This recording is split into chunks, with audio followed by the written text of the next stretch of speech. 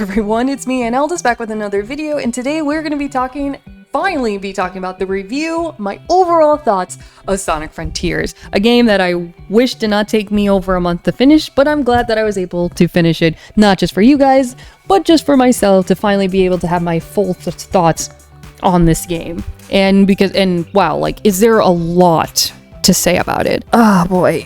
I mean, I'm just gonna spoiler it, get the main thought out of the way. I love the game. I thoroughly really did enjoy my time with the game. It's not perfect, and we'll get into that all in a moment, but I had a really good experience. As a Sonic fan and someone who's not the best at platformers, it was I didn't have struggles for the most part. At least for the first island, I was able to grab the controller, jump into the game and have a good time with it. I love the characters. I was very invested into the story. It's not a story that is It's one of those things where it's been done before, but the way they do it was a mystery. You had no idea what exactly was going on. You were figuring out the pieces as Sonic was, and just exploring the world for yourself and figuring it out for the first time. And the way they go about it with this open world concept is it's done very well, because there are many ways you can go into this game. You can casually play it, do every single puzzle, try all the cyberspace levels, go fishing with Biggs. You can speed run it and just try your best to fish with Biggs and just spam all the parts. You can battle all the bosses, you can rush through it, you can take your time with them, you can spend an hour on an island or spend an entire week on an island and just go very fast or very slow. It is a game where everyone can play differently. It is a style where, in my opinion, for many players, it's perfect. Easy and balance mode, and then you have hard mode, which is what I ended up playing the game on. It is just a very, very customizable playing style game. There's a lot of side quests, there's a lot you can level up, you can meet other characters, get some interesting commentary lore that you might not get in one playthrough but could get in another one, or people have got it in their playthroughs that you haven't. Just very, very fun, casual, open world concepts in this game. And once again, I really did enjoy it. I will say though, when it comes to the gameplay itself, admittedly, it is a button mash and can get repetitive after a while. It is a gameplay that is a hit or miss. Some people don't mind it, other people did mind it, but it didn't ruin the experience, and for some people it was just plain mediocre. For me, I ended up having fun with it, being able to customize the moves to add some, customizable to it instead of just pushing one button. But overall, the gameplay didn't ruin the entire experience for me, mainly because there was just so much to do on it. I didn't just have to fight. I could just fish, I could do the puzzles, or just for the hell of it, just roam around the island to get cool views. And then we have, the islands themselves. The first three islands were very different from one another. I liked the changes, the style. I liked the Cocos and how they were able to resonate with the characters themselves. Amy having the Coco that was trying to find her lost love. Knuckles trying to help a bunch of soldier Cocos, and then Tails having a Coco that was trying to finish their mission for their hero. Things that were obviously connected to each of these characters. And what they do with these characters themselves, they fix them. They didn't make Tails useless. They didn't make Amy's feelings for Sonic a joke. In fact, if anything, they don't really address that at all in this game. She just seems to genuinely care for him, and him just care for her. There's a lot of bromance going on between Knuckles and Sonic. I love this weird chemistry moments of these two trying to one-up each other. It was really funny and entertaining. I love the new character Sage. I think they played her character off very well, and her relationship with Eggman and her, I've definitely felt something for it. In this game, it makes you feel something for these characters. And they do understand that the game literally lets you know that they know that they haven't been the best for a while, and this game is trying to fix it. Even Tails in one cutscene literally says that he has been wildly inconsistent, which is true, but it's also him acknowledging that he wants to be better and wants to grow from that, so he doesn't, become useless again. Thanks, Forces. It is. You can tell that this game was made with the intentions of the fans. The fans were in the minds of the developer, of the team, the director when making this game. And then you get to Island 4 and 5. 4 was my least favorite island. 4 really was. It was just guardrails and obstacle courses, and my video did not do justice with how much I was raging, because I was getting so annoyed at the fucking guardrails. They took so long to get through. Even when they added shortcuts for you just in case you fell off, still was so annoying to have to redo it so many times. And then by the time I got to Island 5, which looked very similar to Island 1 in a lot of ways, I didn't even do any of the puzzles or cyberspace levels. I just went to Biggs and fished my way out because I never did fit any of that in the previous island, so I had a shit ton of purple coins and just literally fished my way to the end. Not intentional, but the game let me. And then you have the final boss, and while I generally had fun, the final boss wasn't challenging. The final Titan. It wasn't as challenging as the other Titans. And then the final boss, when you fight the end, was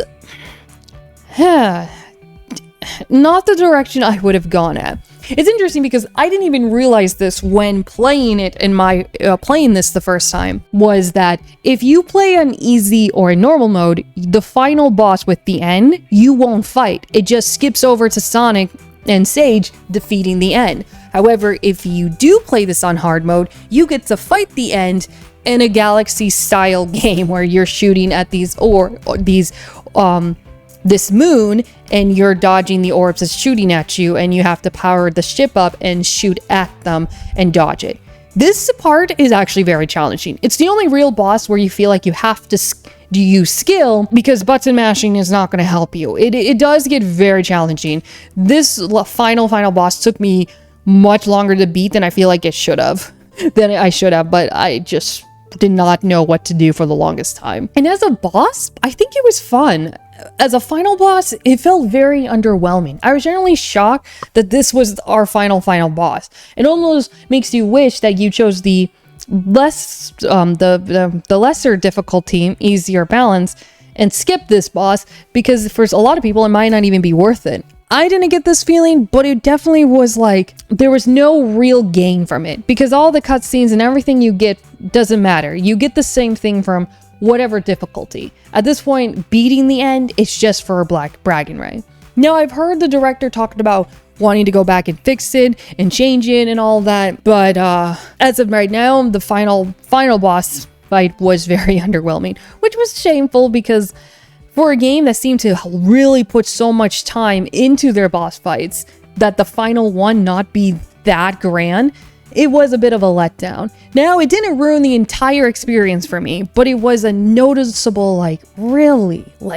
That's the best you can come up with? Super Sonic, Sage, and a Titans with all the other Titans you fought through the games, and you're playing fucking Galaga? What? Also, and this might just be a me thing, the build-up with corrupted Sonic. That felt underwhelming. You spend the entire game with Sonic getting more and more corrupted, and it never once affects your gameplay. Even though we see cutscenes of him struggling to walk, breathing heavily, completely over-exhausting himself to save his friends, it doesn't affect your gameplay at all. I feel like that was a missed opportunity. It's actually interesting too, because from the first island to the second to the third, you notice that when you stand still, Sonic becomes more noticeably exhausted, because he's obviously overworking himself as his body gets corrupted. And then finally, in the fourth island, Sonic gets fully corrupted, stands still, locked between different dimensions. And then his friends go around him, give up their real forms to save Sonic, and that's it. He is literally only fully corrupted for 2 minutes. The thing that they build up to only lasted for 2 minutes.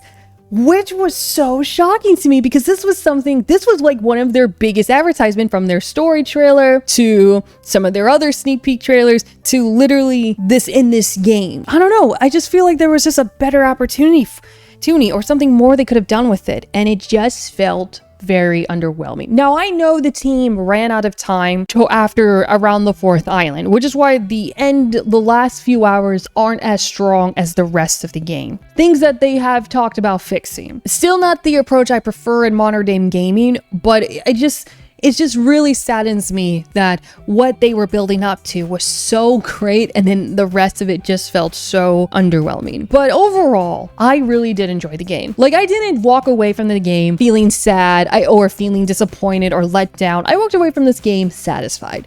I knew this game was not going to be a masterpiece. I knew this game was going to have flaws. But I even said that as long as this game for me was enjoyable, that was a win in itself. And honestly, it was. I had so much fun playing this game. I had, Knuckles Island, I got lost with a lot, but that's just because I didn't do a lot of the puzzles, so the maps didn't open. I mean, it is a big island, but I also know that a lot of things in this game I rage, but it was for my own fault for the way I was playing it, so I'm not going to hate the game on that. But there were weird camera angles that affected my gameplay. The locking system doesn't always work well with you, and the ending. The ending was underwhelming. I won't say terrible, but definitely underwhelming.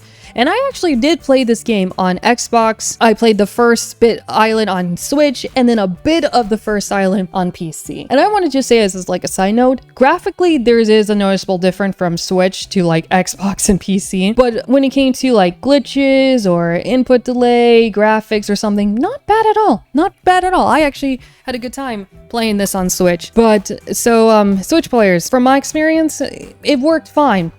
Yeah, that is Sonic Frontiers, everyone. I could talk for hours about the goods, the bads, the terribles, but I think I covered the main points of everything I wanted to talk about. It's a great game. It is a game about redemption. It's a game about looking forward to the future and to make changes to better yourself. It is a game to tell Sonic fans we're sorry and we're fixing it. But we're not just fixing it to go back to what it once was, but to become better than it ever has been. And that is Sonic Frontiers. And it does that. We have the DLCs that are going to be coming up. They're adding different patches and challenges to the islands, different Cocos, different, customizables, exclusive items, all updates that are free, by the way. All of this is going to be free. And it is just a game for Sonic fans to finally, to really appreciate this new generation of Sonic. And it seems to be working because most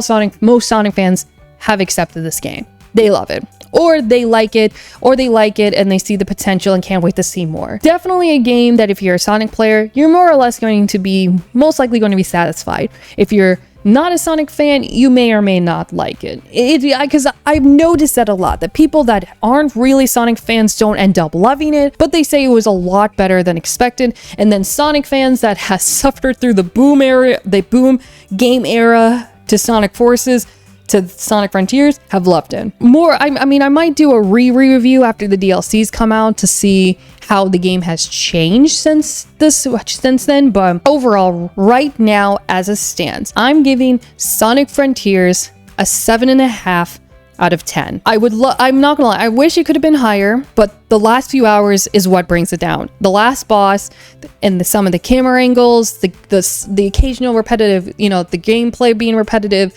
and then just Island 4. I hate Island 4 with a passion. It's a 7.5 out of 10. I don't think that's bad though. 7.5 out of 10. There's a lot of promise, there's a lot of talent, and it is a really great start, but I know it can be even better. And it seems like the director knows that as well, because he's doing everything, in a lot of things he can to get ready for next year to make this game that better. It's going to reach to that greater potential. But as the game stands right now, it's a good game. I love it. I will definitely be playing the mods and having so much fun with the updates and some of the events they have planned. It is a really great start, and I can't wait to see what else they have for it. So Sonic Frontiers, it's a really cool pass for me. Highly recommended for anyone who wants an open world customizable experience, who loves Sonic and platforming games. This is definitely the game to get. It's not perfect, but it's definitely a really cool redemption for Sonic fans everywhere. And with that being said, leave a like, subscribe if you haven't already. I post videos as often as I can. I love that I ended the year playing Sonic Frontiers. I really do. I feel like it was a really great way to end the year after such a very good Sonic year this this has been, and I can't wait to see what they do this year, because with a lot of the plans they have in mind, it could very well be an even grander year of Sonic. And as always, till next time, bye-bye!